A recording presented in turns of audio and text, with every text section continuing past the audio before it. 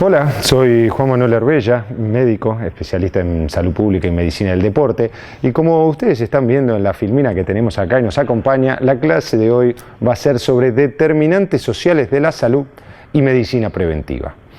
Se estarán preguntando qué son los determinantes sociales de la salud. Bueno, ya vamos a llegar a eso. Antes que eso, tenemos que ver cuáles son los objetivos de la cursada. Es muy específico y uno tiene que pensar qué es el determinante, analizar el modo crítico del determinante, su evolución histórica. Hay marcos conceptuales en los cuales se ubican los determinantes sociales de la salud y el proceso salud, enfermedad, atención e impacto. Les parecerá muy largo, ya sé. Salud, enfermedad, atención e impacto, como ven en los objetivos, irán siendo desmenuzados en el transcurso de la clase. ¿Cuál es la bibliografía? Porque uno siempre tiene que tener claro cuál es la bibliografía al momento de iniciar una clase. La bibliografía en este caso es un texto de la OPS, de la Organización Panamericana de la Salud, que se llama Equidad y Determinantes Sociales de la Salud, : conceptos básicos, mecanismos de producción y alternativas para la acción. Esa bibliografía la van a encontrar en el WordPress correspondiente de la cátedra o en la información a la cual su docente particular, tutor o lo que sea al respecto le informará llegado el momento, y si no, también lo encontrarán acá mismo, cerquita, en la página web.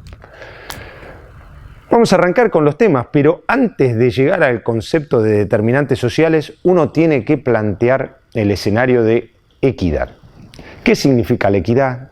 ¿Es lo mismo la equidad que la igualdad? ¿Son cosas distintas?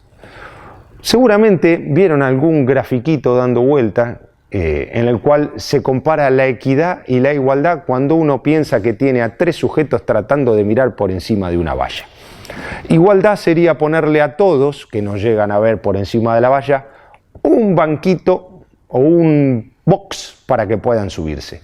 El tema es que como tienen diferentes alturas, a uno se le da un banquito y no llega igual a superar la valla, entonces no puede ver del otro lado, y hay otro que tiene una altura más alta y con un banquito le es suficiente para llegar. Eso es igualdad, todos un banquito.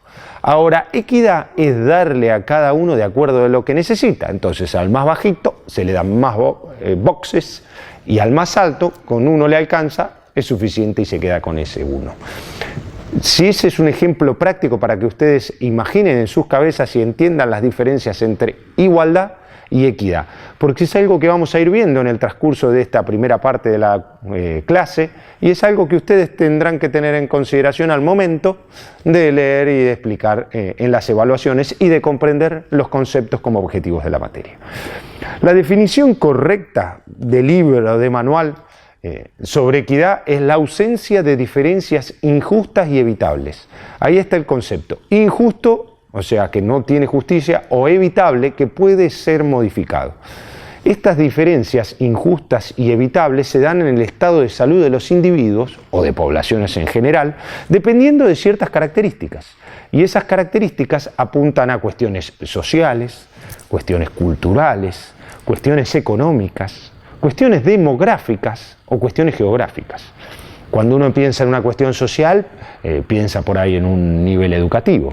Cuando alguien piensa en una cuestión cultural, por ahí podría pensar en una diferencia de género. Cuando alguien piensa en una cuestión económica, obviamente piensa, por un lado, como vieron en la clase de condiciones socioeconómicas, en un ingreso mayor. O también puede pensar en necesidades básicas insatisfechas. Cuando uno piensa en diferencias demográficas, es que hay países que tienen mejores indicadores que otros, o provincias que tienen mejores indicadores que otros. Entonces, nacer en algunas de esas provincias termina siendo un determinante también. O cuestiones geográficas, porque dentro de la misma provincia por ahí no tienen la misma facilidad de acceso a aquellos que viven en un lugar remoto que aquellos que viven a la vuelta del centro de salud. Entonces hay que tener bien claro, como comenzábamos describiendo al inicio, la diferencia entre inequidad y desigualdad. La inequidad es esta diferencia injusta y evitable. La desigualdad es algo que es lógico, que tenemos lógicamente todos en nuestras circunstancias de vida y que en el sistema de salud también pueden aparecer de distintas maneras. Por eso lo conceptual y lo que se tienen que llevar como mensaje es que el concepto de inequidad implica que esa desigualdad que hacíamos mención es una desigualdad que es injusta y que puede ser evitada a través de intervenciones del sistema de salud, a través de intervenciones del Estado o a través de intervenciones de los propios efectores. Hay veces que hay cuestiones que no las puede solucionar solamente el Ministerio de Salud, hay cuestiones que son más abarcativas y que no dependen únicamente del campo de la salud para corregir esas inequidades. Pero son cuestiones que hay que tener en consideración al momento de analizar esto que vamos a ver más adelante, que son los determinantes sociales en salud. Entonces, cuando uno piensa que la inequidad en el campo de la salud deriva fundamentalmente de la asignación diferente de posibilidades y de riquezas, esas posibilidades y esas riquezas están instauradas dentro del seno de la sociedad y forman parte de su conformación en sí misma. Por eso decíamos que el tema del Ministerio de Salud no es el único efector capaz de solucionar algunas de las inequidades. Hay inequidades que deberá solucionarlas el Estado y hay inequidades que por ahí son de solución difícil o incluso casi imposible. Bueno, si no se puede solucionar la inequidad, lo que hay que tratar de hacer, no se puede solucionar la desigualdad, lo que hay que tratar de hacer es reducir la inequidad al menor grado posible. Entonces, esta distinción es importante desde el punto de vista de las políticas de salud porque es posible a través de promover iniciativas relacionadas con estos determinantes sociales, mejorar estos indicadores que nos sirven a nosotros para evaluar cómo está el estado de salud de la población. Ya vieron en la clase de indicadores que hay distintos tipos de indicadores que abordan las problemáticas. Bueno, hay indicadores que están vinculados a la parte de los determinantes sociales de la salud y muchos de esos indicadores van a ser vistos en la clase de condiciones socioeconómicas y otros van a ser vistos progresivamente en el transcurso del recorrido de la materia. Lo importante es llevarse, como resumen de parte inicial de esta clase, la diferencia entre equidad e inequidad y la diferencia entre desigualdades evitables y desigualdades inevitables.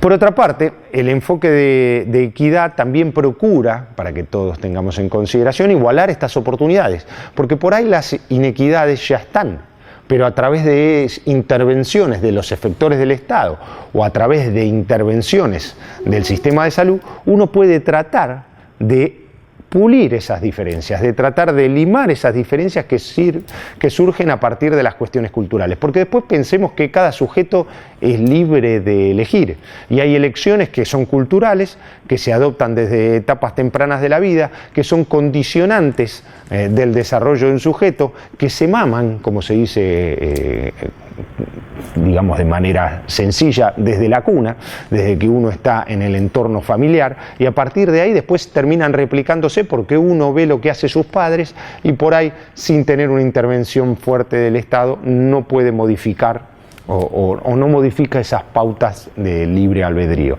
Lo importante es que el efector estatal, lo importante es que la sociedad en su conjunto trate de reducir esas desigualdades y después, en el caso de que pueda, modificar las cuestiones educativas. Ya vamos a ver en el transcurso de la clase cómo este modelo y los distintos modelos de equidad e inequidad se replican en distintos escenarios. En el caso particular mío, por ahí yo trabajo con poblaciones de futbolistas juveniles y esas poblaciones de futbolistas juveniles tienen una impronta absolutamente distinta si vienen de un entorno familiar con padres universitarios que si vienen de un entorno familiar en los cuales los padres no tuvieron acceso a la educación secundaria completa.